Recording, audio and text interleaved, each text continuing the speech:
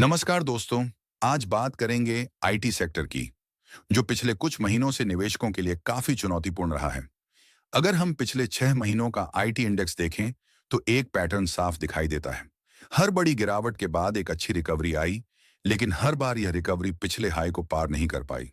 यही कारण है कि कई निवेशक रैली देखकर उत्साहित हुए और ऊंचे स्तरों पर खरीदारी कर बैठे, लेकिन उसके बाद बाजार ने फिर से कमजोरी दिखाई।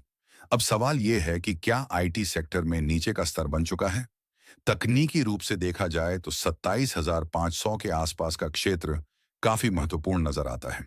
अगर इंडेक्स इस स्तर के ऊपर टिकता है, तो डबल बॉटम बनने की संभावना बनी रह सकती है। लेकिन यदि यह स्तर टूटता है, तो फिर से दबाव देखने को मिल सकता है। दूसरी तरफ आईटी सेक्टर के सामने सिर्फ मार्केट की चुनौती नहीं है, बल्कि बिजनेस मॉडल की भी चुनौती है।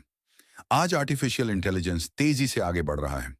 पहले कंपनियां बड़े पैमाने पर कोडिंग और सॉफ्टवेयर डेवलपमेंट का काम आउटसोर्स करती थीं, लेकिन अब एआई की मदद से वही काम कम समय और कम लागत में होने लगा है।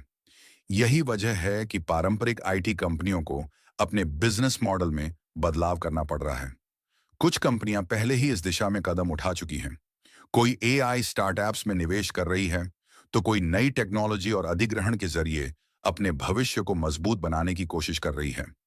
निवेशकों के लिए सबसे जरूरी बात यह है कि केवल पुराने नामों पर भरोसा करने के बजाय ये देखें कि कौन सी कंपनी एआई के दौर में खुद को सफलतापूर्वक बदल पा रही है। फिलहाल आईटी सेक्टर एक निर्णायक मोड़ पर खड़ा है। आने वाले कुछ हफ्तों की चाल यह तय कर सकती है कि यहां से नई तेजी शुरू होगी या फिर कमजोरी का दौर जारी रहेगा। वीडियो पसंद आए तो लाइक करें, चैनल को सब्सक्राइब करें और कमेंट में बताइए कि आप आईटी सेक्टर को लेकर क्या सोचते हैं। धन्यवाद।